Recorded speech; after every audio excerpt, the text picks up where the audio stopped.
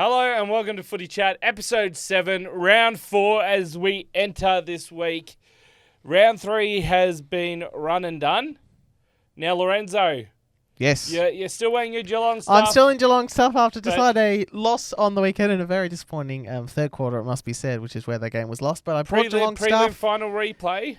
Yes, it was. And it was the same result as that prelim from 2024, unfortunately. But Geelong have got a home game against a team that hasn't won yet on Friday night. So there is perhaps an opportunity to bounce back after a couple of disappointing weeks, losing to the Lions and, of course, losing to the Saints as well as the previous week. Won Matty's match against Richmond and have to travel to South Australia, facing 2 games in a row. As part of their SA Saints deal, much like how North Melbourne signed a deal with the WA government, it might as well have been St Kilda have signed a deal with the SA government to play a bunch of games there early in the season. First 3 out of 5 games in South Australia. We're playing Port Adelaide this week, then GWS and Gather Round. But let's just go quickly to the pick of the week and highlight this one. I think this is pretty special. It's always great to see. Is it Gatorade? It's Gatorade shower? I believe it's Gatorade. Yeah, that appears to be what... yeah, big Gatorade. Being held there. The old Gatorade shower, you can see the G there. Yeah. So it's not the Powerade shower, it is the Gatorade shower, but it's always good to see the Gatorade shower for the debutants. Isaac, Keiko, and how do you pronounce this? Sardel Suli? Is that... Sardel Huli? Yeah, Sardel Huli. But congratulations to those two, especially to Sard. Yeah, who was...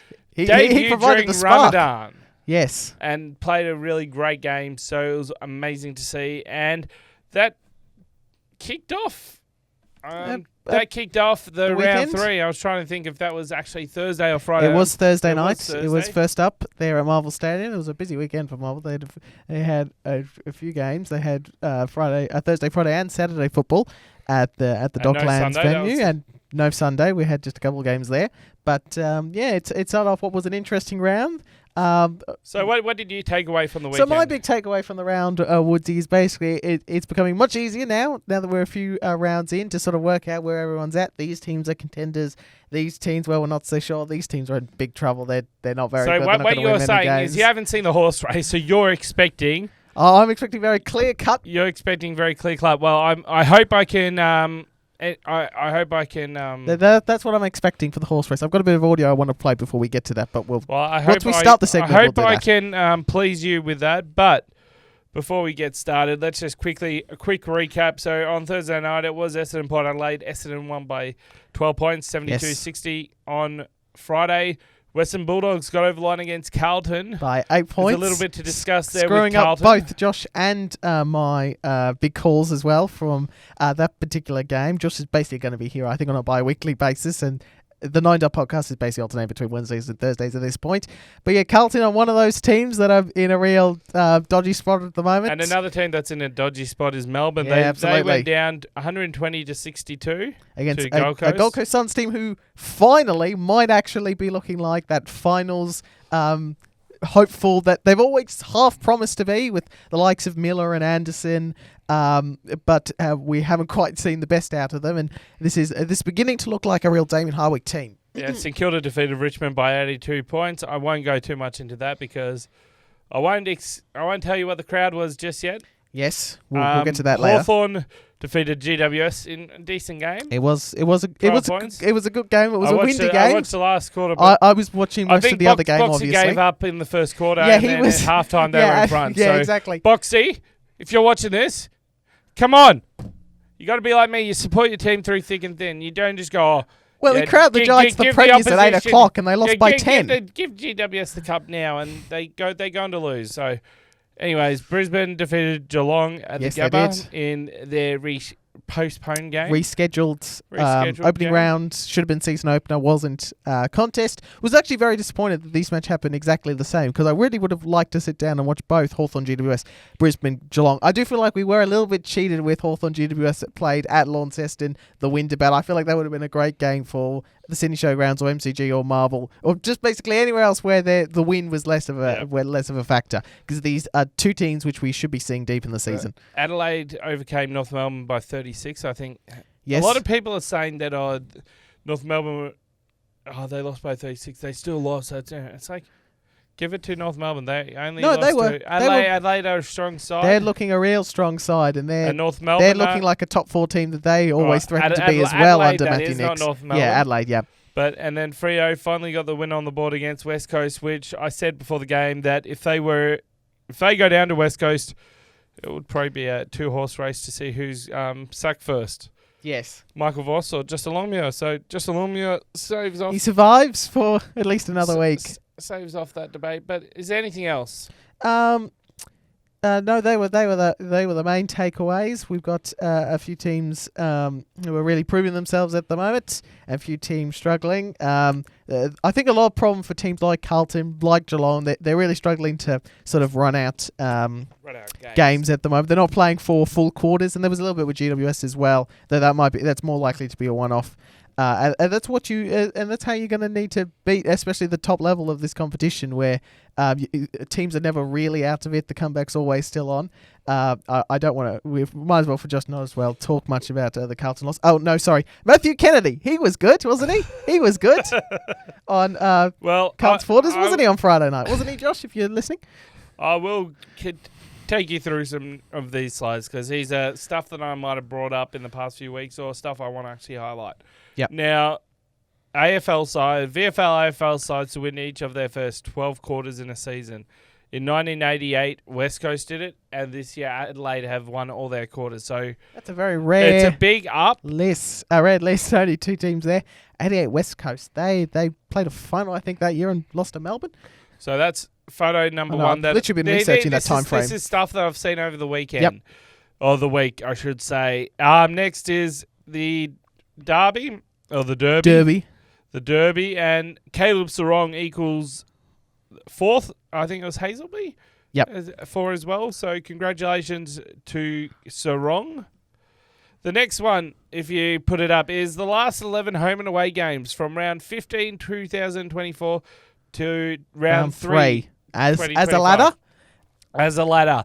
And it just shows you Hawthorn, Brisbane, Port Adelaide Bulldogs are all up there. Yep. And St Kilda are 5th. St Kilda are doing well, 5th. So Geelong just inside the 8th. GWS Geelong as well, and Collingwood there. Yep. But look away, Carlton fans and Richmond fans. You know when your win was, but look away, Carlton fans. And that's part of the problem with Melbourne and Carlton in particular. It was Jerry Waitley said on both his radio program and 360 on Monday, and I did write this down. Melbourne have lost 8 out of their last 9, and Carlton 10 out of their last 12. And Melbourne's got 2 wins or 3 wins on this 12 points on this table. Carlton have just 1. Well, so it goes to show that form from the latter half of last year to now actually means something. Often translates. St Kilda, one team that had a shit start of the season. I'm not going to beat around the bush with that. We had a poor start of the season, and then we came home late. Yep. And it's just like, okay, well, that form is still running into it where hopefully by round 5 we can be 3-2, and minimum we're going to be 2-3. Yep. So that's still decent, and then we play Brisbane after GWS. So that's not looking. It should be good. noted that the actual ladder itself is, albeit a bit of a mess, because partly open around, partly because the tropical cyclone Alfred. But it is amusing to see the start here: Hawthorn, Adelaide, Brisbane, Gold Coast, GWS top 5 right until the end of the year. Because of Essendon and Gold Coast. Yeah. So that's going to be an But at least at the end of next week, we will have basically everyone but those 2 teams levelled going into Gather Round and into Eastern further. So pretty much from next week, we're on as close of a playing field as we're ever going to get this year. Now, if you go to the next one, and I don't know if you'll be able to read this, so... Yep. Yeah, so this was what I was talking about when I mentioned St Kilda and Geelong. And the winning streaks that they've had, but the last 3 that they've played at Marvel. Move this around because But now, so I can see everything a bit better. There we go. That's better. The ones that I want to highlight that are applicable to this week are Port Adelaide winning streak of 6 against St Kilda, and our losing streak against Port Adelaide is 6. I actually don't know who everyone else plays, so excuse me while I quickly check. But if you actually look, Geelong against North Melbourne. 13 wins in a row against the Roos. We've only lost 2 in a row to Gold Coast GWS and St Kilda. So I feel, isn't the St Kilda one a little bit longer now? Is this one slightly out of date? This would be the latest. Okay, all right. You did I'm beat misremembering. No, you did win early in the season last year at GMHPA. Yeah, that's right. Sorry, I'm getting myself confused. Yep. No, you're right. No, so there's just a little bit of fun for you if you wanted to so know that the 13 Geelong over North Melbourne appears to be the longest streak of anything up on here. So that's something to take home. So I was just trying to see with the light in the way, it's very hard. But 13 is the longest. And it looks like Collingwood winning their last 9 over Adelaide is second. I don't think there's anything else in... there's Essendon over North Melbourne as well. Essendon over North Melbourne. 11. There we go. Sorry, I was trying to find double digits and I wasn't seeing them. Partly because those two ones are so squished together, they didn't actually stand out as they make two distinct digits up there. Those Essendon are over just North stuff Melbourne, that 11. caught my eye on the social medias. Yep. I will obviously, I reckon, make a play throughout the year on what we see, and if there is stuff that catches our eye and is an interesting fact, we'll highlight it here. So, I've got it. Zero Hanger is the last one. I don't know where the other ones were from, so I'm sorry about that. I will make sure I give credit later. Well, the Sarong one was from the Footy Show. The Swamp Thing on Twitter was there. Yes. And another source. I go on to Yoda Rants. Yeah, so we've got something else I've seen. We're going to do a bit of complaining here, and the agenda setters is going to be in the at the other end of our laser eyes this week for different reasons. I think you're talking about something that happened on last night's show. I'm going back to Monday. I'm sort of combining mine in the same sort of area. I'm just going on what I see on socials, and it basically continues this trend. Now, if you put up the slide, and I'll read it out to you, okay? So, for the listening audience. I think Victorian teams do forget how lucky they do have it. Brisbane Lions legend Luke Hodge on the AFL fixture. So this is not going to be a comment on the... I don't care what he says. I don't care what he says. But Channel 7. Brisbane Lions legend Luke Hodge. Brisbane Lions legend. How many games did he actually play for them? Please tell me while I have this rant. I don't know. Brisbane Lions legend includes people like Michael Voss, Jonathan Brown, the Scott brothers, Simon Black.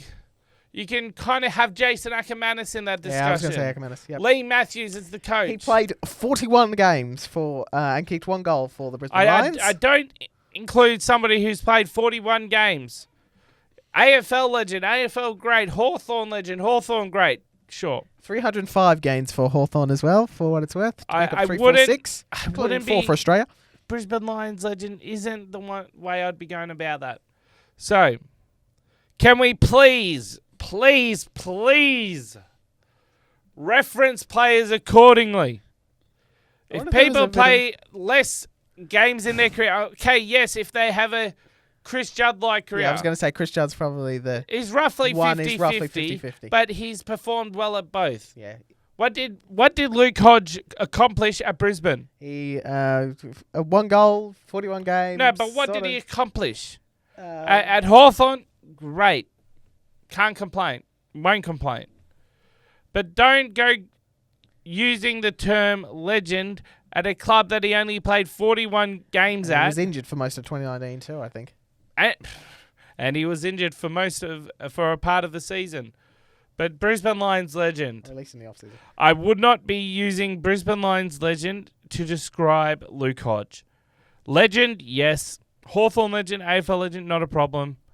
Brisbane Lions legend, come on. I wonder if they did that partly because he was talking about Victorian teams having it so lucky, so they felt the need to use Brisbane Lions legend. I feel like that's the case, but just go AFL legend. Have him in the Brisbane Lions jumper. I don't care. Do not have the description of Brisbane Lions legend. Yep. Because of... Because he really isn't. That's my rant for the week. Yep. Now do better when describing AFL players. Use their team accordingly. Figure out where they played most of their career or where they performed better at. If they won a premiership, great. I don't think this one is too difficult as well. I think it's pretty easy to distinguish between, I mean, like someone like Chris Judd, you could have decent arguments either way. I don't think there's much debate about who Hodge isn't and isn't a legend for. Okay, what's next? we've got here we are. We're up to horse race time now. Before we do that, race. Here we go. Before we do that, I've got a piece of audio for you. This was let me just grab it up on from YouTube. This was David King was, as he always does now on a Monday, as I get too many notifications on this phone, he was talking to Kane Corns about they were recapping their weekend, the weekend of football that has just gone. It was a Monday morning, and David King used an analogy, and do correct me if I'm wrong at any point. I'm pretty sure I've heard this analogy before. This is David King, Monday morning on SEN with Kane Corns. Why don't you start with your lines, Kingy? Well, 23 points down late in the first quarter of week 1, 31 points down late in the first quarter of week 2, 32 points down late in the second quarter of week 3, and it doesn't bloody matter. No. They're like Chautauqua. You know they're coming. You're just not sure at what stage. Where have I heard that? I'm certain I've heard that before. How many times have I spouted that Brisbane Lions and Chautauqua? David King, thank you for listening. David King never knew he was a listener to the program. Thank you for listening, David King. As I said, Chautauqua is in the building when it comes to the Brisbane Lions. Oh, yeah. I've been spouting that for about a year now. Yeah, since basically the back end of last year, just sort of maybe even since about July even. You were on about Brisbane are coming along. I hope Brisbane won the flag last year. Sorry, Sydney supporters, because it just wrote the narrative about it being Chautauqua perfectly. Now, let's get into it. So we're going to recap the season so far, and then we'll get into the 300 metres. All right. Let me just organising things here. So this was the start. Yep. Okay. So are we going to go through them every single week? Yeah, we are. But we're going to go quick. We're going to go quick. Okay, so as you can see here, Richmond took the lead very nicely. We got the trail setters here, the tail over here. Now, if you go into round 2, the field are just finding themselves. Port Adelaide got themselves on and out. Richmond just dropped back. Had a bit of speed at the start and lost it. Have been overtaken. We've got a really nice field just setting up. And as we go into this week, this will be the description one. And I reckon they've found themselves now. Obviously, Port Adelaide decided to go back to the rails. St Kilda's still out. They don't know where to go. They don't know if they're going to go forwards or backwards. Doggies are similar, but how's St Kilda, by the way? 4 wide, no cover.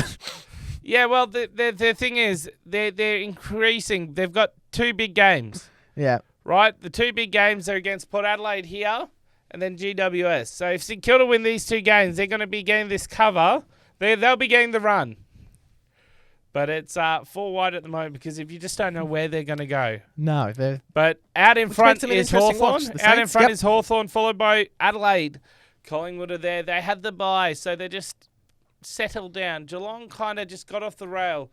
And Giants have that pathway, but they're not taking it just yet. We got the Gold Coast Suns there as well. Gold Coast Suns in a nice position trailing the Cats. I think they also had the bye, or was it Sydney? No, Sydney had the bye. Sydney had the bye. Yep, Suns Gold beat Coast Melbourne. Trailing Geelong, they're just there.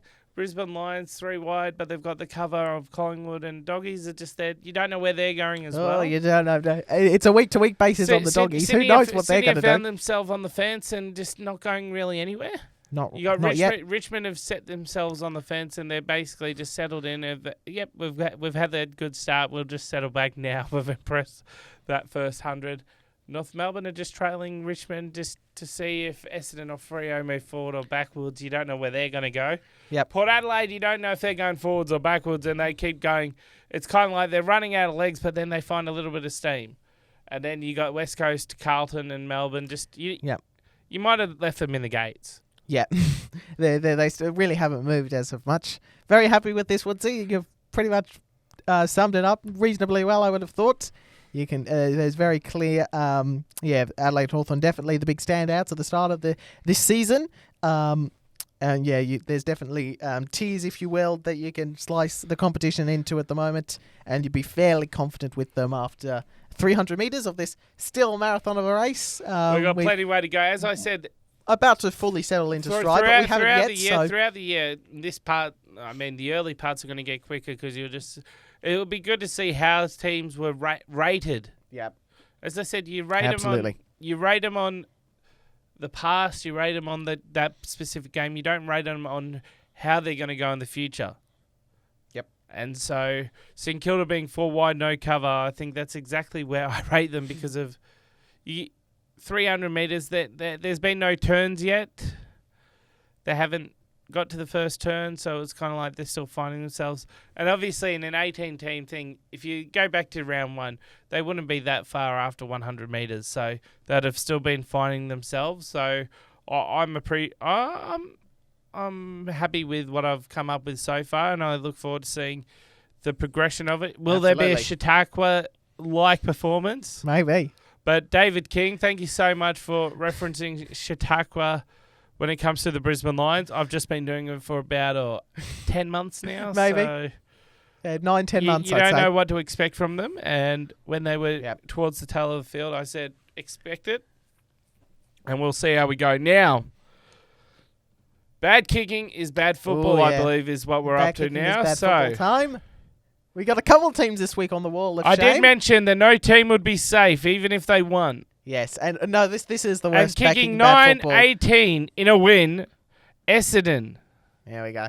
Oh, that's a nice animation. Well done. I hadn't seen that before. I think that's to do with the horse race. Yeah, it's fully the horse race thing. Yep. But they're Essendon and they're on the wall of kicking shame 9-18 in a win. And Melbourne 8-14 in a loss. And there could have been a few other teams.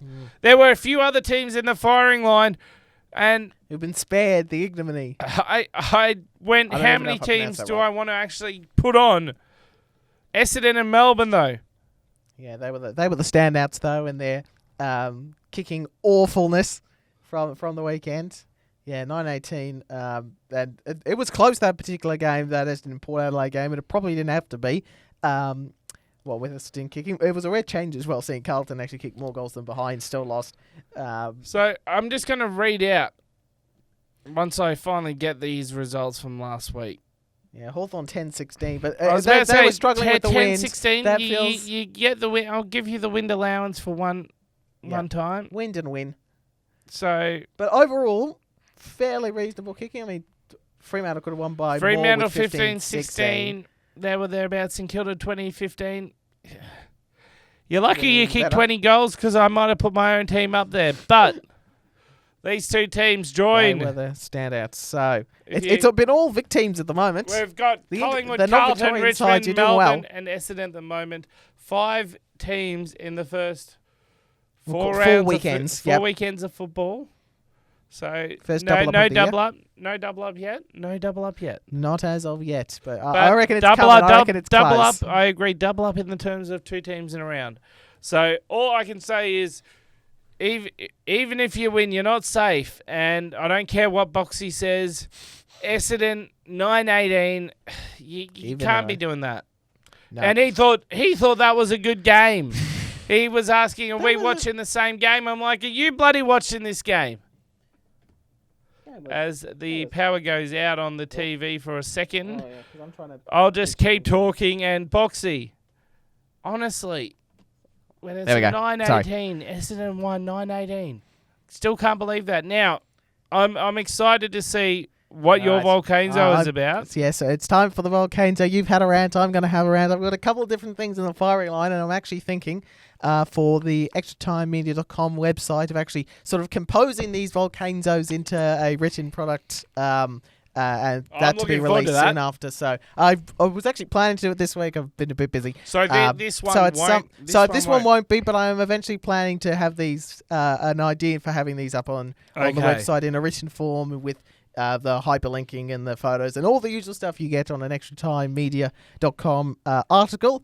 We've got plenty of writers doing good things there at the moment, coming up with some good ideas. So keep an eye on that and social media where they will be promoting. This week, we've had it's every week. There's always something going on at the Tribunal. David Zeta is the busiest man in football. Talking about the Tribunal, this is going to be the St Kilda Richmond game, isn't it? It is the St Kilda Richmond game. There was nowhere else to go. Okay, let's. I'm interested to hear your view. Let's go. So, go on. As everyone will have known, and I don't believe this is going to the appeals board. I haven't seen anything on the contrary, so I'm assuming it's still standing that the suspension that was handed down by Michael Christian that was challenged at the tribunal last night and what was it, about 7 o'clock? Around 7 o'clock was upheld by the tribunal. Ryhan Mansell was suspended. I'm not going to talk about anything to do with the suspension, because if you listen to what I said about the Layla Gimby incident, you'd already know that it's basically a carbon copy.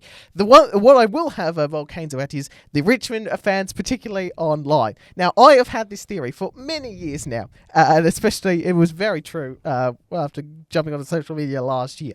I have this theory that there is almost nothing on a football field. Off field, it's a little bit different. On the field, actually, something like that's one. There is nothing that basically can be done on field where you won't get people defending it on social media, as long as they're wearing the jumper of their favourite team. I disagree. And as a Saints supporter, there was like 2 exceptions, and yours is one of them. I can understand Richmond's overreaction, or Richmond fans defending, because of it comes down to consistency, and it comes down to you wanted these suspended a month ago, and now you don't. It comes down to Layla. Yeah, I'm fully aware. I remember. Like that's what I'm saying. But it was a month ago. If he got off, and then you expect the same, like it's the same sort of action, and that's where they came from. People don't listen to any news. They're not following this sort of thing. They changed it after the preseason, after you had your little whinge, so that now anything like that will be suspended. Now this has happened, and now you're not happy. Yeah, so that's the only understanding that I've got of. Is there any principles to this, or is it just no? Well, when my team does it, it's fine. When everyone else does it, it's wrong. I think it's more of a case of, well, it happened against my team and they got off. I would understand if you're a little bit frustrated. I think that's where it's coming from. You have a right to be a bit frustrated and be like, so what you should be writing is, I wish this had happened earlier. Instead of, he should get off because something else bad, someone else did something bad. The whataboutism is my least favourite argument anyone uses on the internet. I absolutely hate it. I've seen on Richmond, they're like, he should get off because of. Not the what ifs or that, it's the because of. It's like, he should be getting off because of the other person got off. It's like, okay, cool. But it would be like saying, but they have changed it in between. Yeah. So if you like going back to the 1950s and using the tribunal rules of the 1950s, like it's not the same. In this particular area. Like, for me, it's one of those things where I don't have the time of day, basically, to give a 2 rat's ass about it. It's unfortunately, I do. If you get suspended, you get suspended. Like, we're in a modern age where you're looking after the players and you're mitigating damages. So if you're putting a player into a dangerous situation, or you could have done literally not that, which is what rough conduct is. It's something unreasonable. Yeah. So I've got I personally have no problem with it. I can understand why fans would get up and about it. However, I'm not saying you should not be completely unupset. I'd be a little bit upset from Richmond supporters given what happened in the preseason. I think there needs to be a lot more transparency over the tribunal, and there needs to be a lot more transparency and going, what is a football aid, what is acceptable, what's not. Cite examples and saying, well, if you're going to do this from now on, be prepared. And I think it was Kane Corns was talking about like the result over the action. So it's not necessarily the action, but if the result leads into an injury, then it's going to be far greater. I'm like, okay, make that clearer.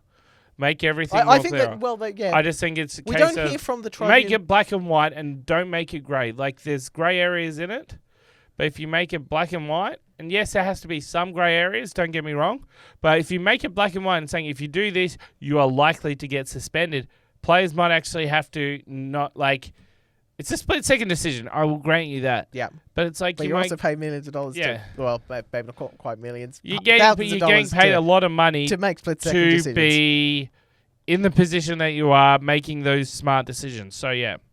Can't. So what I also want to add on top of this, while we're on the discussion of player safety, I did find amusing on the Monday night version of the Agenda Setters, Nick Rewalt was doing his Ruse Marks, which is one of the few segments from the Agenda Setters which they just haven't ripped from Footy Classified. Anyway, it's a decent segment, but he was having a go at the umpires for it was the Adelaide North game. I can't remember the players exact player involved, and I could I find this? I might be able to find it on this one. Actually, I've just realised. Usually, I have this one hooked up and this one going. Anyway, it doesn't matter because I've got access to both of them. This might actually be the better way going forward. No, I want this one. So there was an incident during the Adelaide North game where the umpires stopped play, and Nick Riewoldt and Kane Cornes were having a bit of a whinge about it. It was a Nick Riewoldt segment, but Kane Cornes chimed in, basically saying he agreed, which is interesting because I remember a completely different football game that happened. In 2022, it was Richmond Geelong at the MCG. It was Tom Stewart's hit on Dion Prestia. And at that point, I remember the umpires being crucified almost in the media and on social media, and not completely unrightly so, because of the umpires not stopping the play when Prestia was down injured and was on all fours and was being attended to by the medical staff. And now, all of a sudden, we've basically gone from you got to protect the players as an injured player, you got to stop play, to the guy's a little bit injured. No, if there's a player injured, particularly if he's near the play, I think if he's stay on the safe side. I think if he's being attended to, medical staff has to be stopped. I don't care. I don't care if I'm going to get crucified for that comment. If there's a medical staff on the field that deems it appropriate that they are on the field to administer medical aid, that has to take priority over a game of football. Yeah. So is that all the Volcanzo this week? That is pretty much all the Volcanzo. I will note, I was having a discussion on Twitter with the brilliant Twitter account @HasUmpStuffedUp, has the umpire made a bad decision on Twitter, and he was in agreement with me. It was a damned if you do, damned if you don't situation.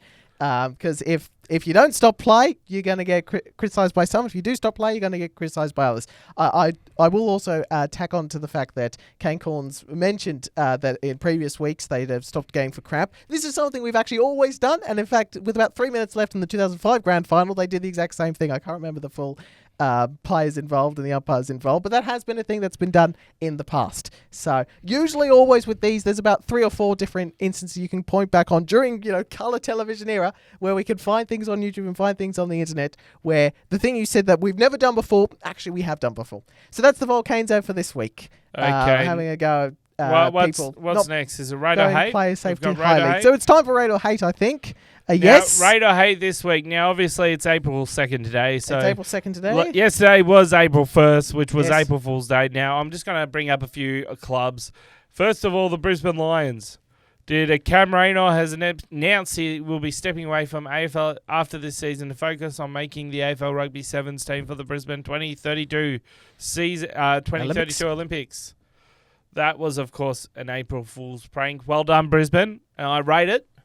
I love the fact. And there were only 3 clubs. Only 3 clubs got involved. I was actually surprised St Kilda is the type of club that would love that social media thing. I was surprised they didn't get involved. I'm surprised other clubs didn't get involved in some way. I'm disappointed other clubs didn't get involved in some way, actually. But I think you could ask basically anyone who's even vaguely aware with AFL social media to try and work out who these 3 clubs were. I think they could pretty much name these 2 straight off the bat. These 2. Now, these 2 are I would say they are related. Oh, yeah. So if you just flash it up to the next slide. Here we go. The Gold Coast Suns and the GWS. Now, GWS, I'm actually going to give you a bit of a serve here. Oh, okay. But first of all, I rate Gold Coast 1 as well. I love it. I wouldn't mind now, seeing Gold Coast wear yellow at some point, yeah. Please, don't tempt us like this. That is a magnificent jumper. And it's an April Fool. It's an April Fool's one. The Expansion Cup jumper, they basically just copied Gold Coast. They basically just copied the Gold Coast. If you go to the article, there's an actual article about it. Then they go, buy yours today, and it links to Gold Coast. You could have made a killing. You could have made a killing on actually selling these as a prank. But make it a bit of fun. Gold Coast. Giants, you missed out. You missed out on some money. There was a slight missed opportunity there. I reckon that would have been a great elephant for any AFL jumper collector to have that in their collection. And it's not to be. But I feel like you have missed out. Yeah, but I do rate them both, though. I just feel like Giants... You missed out. They could have gone even further with their April Fool's shenanigans. You could have actually had this set up as a proper April Fool's thing. Now, rate or hate jumpers won't be on this week because next week is gather round. We're going to And we're going to have tons of those, aren't we? Hopefully, we're going to have every gather round jumper It's ever been on the worn? board for what's going to be worn this or next weekend, I should say. Yeah, the so upcoming it's going to be worn at gather round. So stay tuned for that. Yep. It will be amazing. I've seen Sydney's one. I rate that. Absolutely love it. St Kilda's one has been released, and I have obviously already bought that. There's a few more. West Coast Eagles have revealed yeah, I've seen theirs. the West Coast one. That's a looker, That isn't looks it? nice, and so I can't wait to actually have them all up there. We'll have them. I reckon next week what we're going to do is something different, though. Okay. Is we're going to actually Swing get them this on me now. competing against each other. So there'll be the It's 9. going to be a There'll proper, be 9. Which one do you like more? It's going to be. Are we going to do a proper March Madness style bracket thing? Are we? No, so there'll just be 9 matches. Okay. Which one do we like more out of those? And we're not going to move them forward. It'll just be which one do you All rate right, more. fair enough. That's it for Rate or Hate this week. We're moving on to Lorenzo's history I've got lesson. a history I'm lesson excited here. because I believe it's got something to do with a matchup this week. I've decided to go. I thought, where can we go this week? And I thought, really, we should be looking forward to the weekend as we're You pretty look much more back than and you look halfway. forward. So we're looking back as we're looking forward. I will say before we get off April Fool's, there was a very amusing April Fool's joke in the darts world that will be talked about on the 9 Dart podcast tomorrow that may or may not have tricked our good friend Josh. Anyway, Lorenzo's history lesson, we're looking at the Carlton-Collingwood rivalry because these two esteemed footballing teams have won 32 V/AFL premierships between them, plenty more if you count the VFA, playing on Thursday night.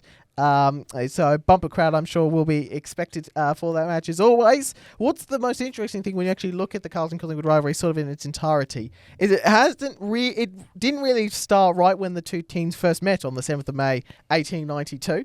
Because that was Collingwood's first game in the VFA. That was the year they were founded, of course, and the year they first joined. Carlton did win that first match, 3-2. There was no modern scoring system at that point in time, so it was 3-13 to 2-11. So they first came about in obviously first played each other 1892. They both joined the VFL, splitting away from the VFA for 1897. But it wasn't until 1910 when we really got a rivalry going. So it took a little while, nearly 2 decades, and it was the 1910 VFL Grand Final, which was the first time Carlton and Collingwood were playing each other in a grand final. And the instigator for this rivalry basically is this game. And very early in the fourth quarter, there was a massive brawl. Jack Elder was the umpire for this match, who was the best umpire at the time. He said it was the worst one he'd ever seen at VFL level for his entire career. And he basically, in a tactic that is as old as time, he basically just blew his whistle, bounced the ball, and just restarted play to try and get people distracted, which seems to be the best tactic whenever anyone's embroiled in a fight in sport. Just restart play and call play on and do that. There were massive 18-month, 12-month suspensions that came out of that 1910 grand final as a result of the brawl in the fourth quarter. That really launched Carlton-Collingwood forward. Collingwood won that match 61-47, so they won the 1910 VFL Premiership. What's interesting, though, is in every single grand final that is followed, Carlton is the winner. So we talk about Geelong haven't beaten Hawthorn in a grand final since 1963. Well, Collingwood haven't beaten Carlton in a grand final since 1910. So you've got to go back 115 years now. Obviously, as everyone will be aware, they played some classic matches, particularly in the 70s. I don't think, when was the last time they played an actual... 1970 was the big one. 121,696. Which probably was the last time they played off in grand final. No, they played... 1979 was the Wayne Harms match. And then 1981 is the most recent. I think the most recent final is in the 90s, I think. So it's been a while because they sort of fluctuated back and forth between success, but there's been many memorable moments. Yes, sometimes, often they've actually been not both very good, and if one team's been better, it's usually been Collingwood.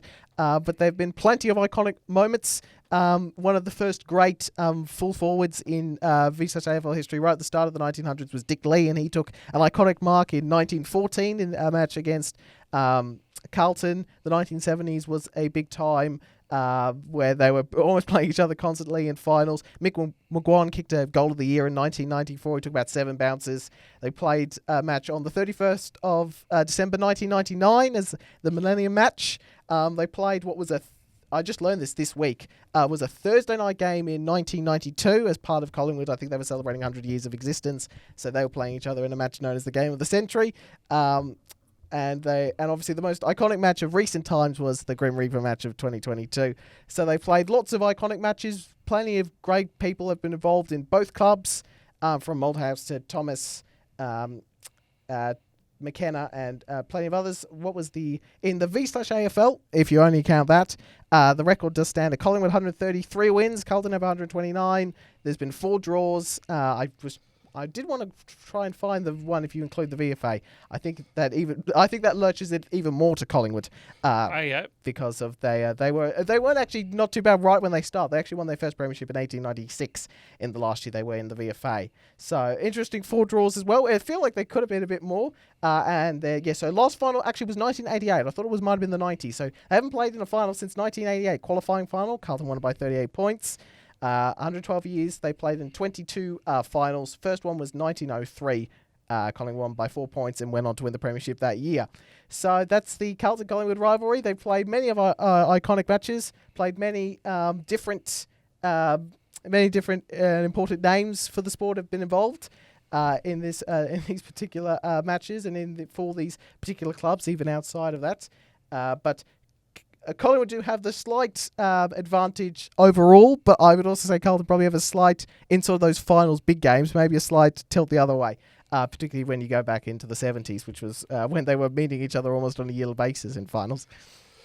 Yeah, well, gotta love it. Collingwood-Carlton, always having a good contest, or sometimes not, let's be real. But a team that has had a really good contest over the weekend was Brisbane. And they defended their heavyweight title against Geelong and retained it. So they will be facing Richmond. This weekend on the Saturday. Yes. 4:15 at the MCG. They were deserving winners, I think, in this game. Geelong, we were in it at half-time, and then I don't think we scored at all in the third quarter. They just ran out of the top of us. Didn't quite pan out as I would have liked the game to in that second half. Whatever Chris Scott said at half-time, clearly didn't do much of anything.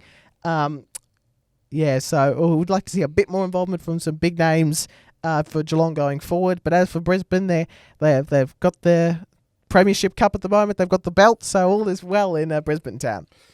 Talking about premierships now, it comes down to who can win the flag. Now, Lorenzo. Yes. You held off last week. I took the risk, and I'm expecting some big things now. I just want it noted that I did what I did last week. So, Lorenzo, take us away, and then I'll have a bit of a spiel. Alrighty, so let's get it right. Okay, so we've got 15 teams up there. I've given this a bit of forethought. I did want to sort of get in here, look at the results from the weekend, look at the ladder, and see where we're going. Right. Okay, I am willing to put... How many do I want to go? Now, I think I'm happy to put down 3 this week, which is quite the number. But I did say pretty much that the Essendon Port Adelaide match was one where if you survived, you were good for the weekend. If you didn't, you might have some trouble. But I might actually, given that was still relatively close, I'm still going to wait out on Port Adelaide for another couple of weeks, given they've got gather round. So I will only do 2, and it is Carlton and Melbourne, I think. Melbourne, I did want to sit down and watch quite a bit of that match. I was flicking back and forth between them and what was the other one? The Sheffield Shield final, which was on the weekend, which was great television as well. I'm going to write an article for the Australian Cricket Society coming up, so stay tuned for that. I'll promote that on my socials about that particular final. It was a very good match. But what was Melbourne's performance. They looked slow. They looked a little bit... there's all sorts of issues at club level, sort of executive level. Then they don't really have a strong leadership at the moment. Max Gawn is basically the leader of that club. He's playing like 99% of time in ruck.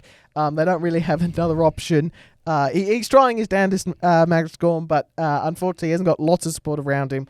And I'm willing to put Carlton up there on there now. They might still be a team which might surprise a few teams and trip them up as they try and get into finals. Because at their absolute best, they should still be a finals team. But I'm not sure. While a lot of blame gets put on Voss, I just do think that this Carlton team has never actually been that good. To be honest, I think I think when push comes to shove, they're usually a team that sort of goes into their shell. The stars don't perform as well, and their sort of worst 6 players out on the field does tend to be worse than the worst 6 of the opposing team, which usually is the defining factor between these things. So Carlton and Melbourne go up. Essendon and Port Adelaide survive the week.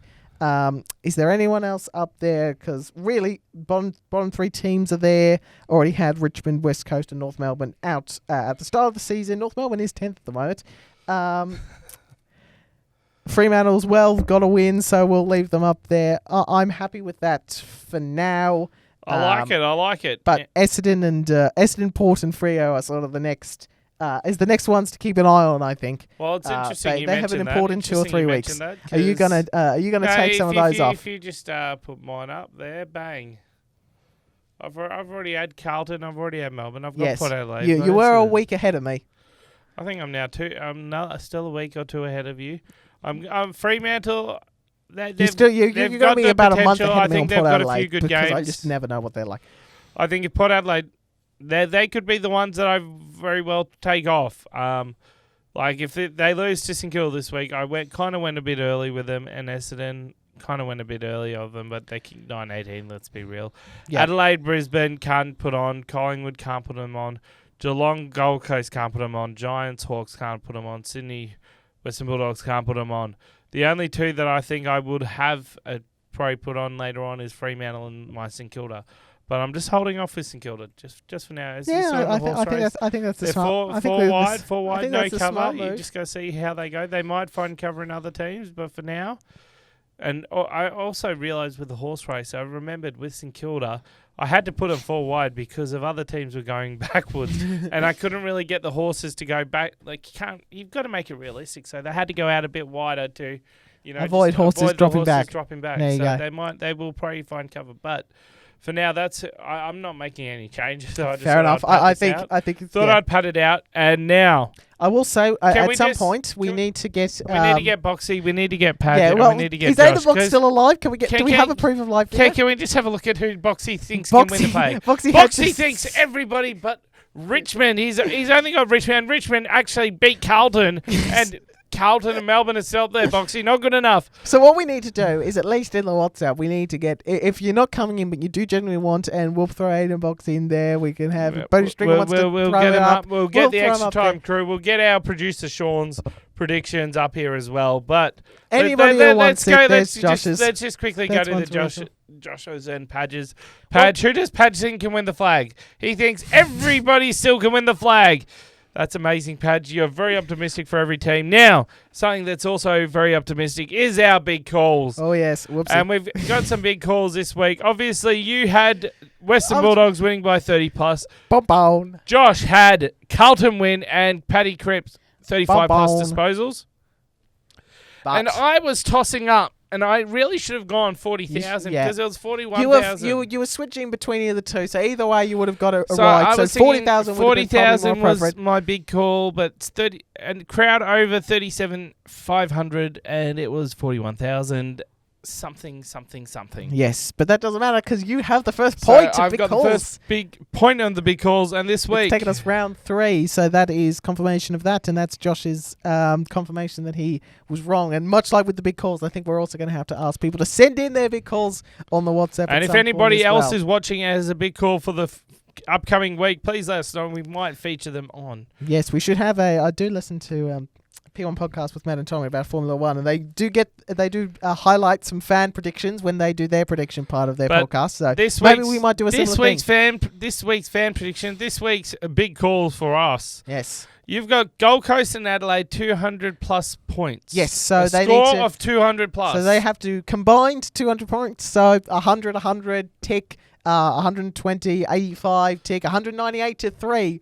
tick. It doesn't matter. Margin doesn't matter. Result doesn't matter. This Just is what combine them together. I actually didn't realise that they're playing each other. So that's they're going to be... playing each other this week. That's going to be an interesting Saturday at 1:20 p.m. Which is the highlight game, I think, almost of the weekend, other than maybe of Carlton Collingwood, just for the rivalry aspect. I think this is the best contest of the game. They're playing each other up at the Gold Coast. There might be a little bit of rain around, but it's Gold Coast in April. It's still going to be like 27 degrees. These are two teams that are scoring on the regular at the moment, so I think the line was sort of at like somewhere in the 180s. So I've got a bit higher than that, 200 plus for and I've the got Adelaide and Suns game. Port Adelaide. I've got St Kilda for the win, as they are the outsiders, and they're obviously travelling to Adelaide Oval. Of course, the SA So Saints. to win by 12 or plus. And I thought I might have actually included something else, but I was like, nah. I think win by 12 plus is a big call. Win by itself. 12 or more points. 12 or more points, not 12 goals. 12 plus. 12 plus, it will be the margin, and it can be 12 or more. Yep. I just want to clarify that. Yeah. So you've got to win by exactly 2 kicks, and if you don't do that, you're wrong. Well, it's 12 plus. It could have been, you have to win by 30. Like, you have to score 201. No, it's like, if it's plus 12, then it's obviously the other way. If it's win plus 12, it has to be, you have to win by more than 13 for that to count.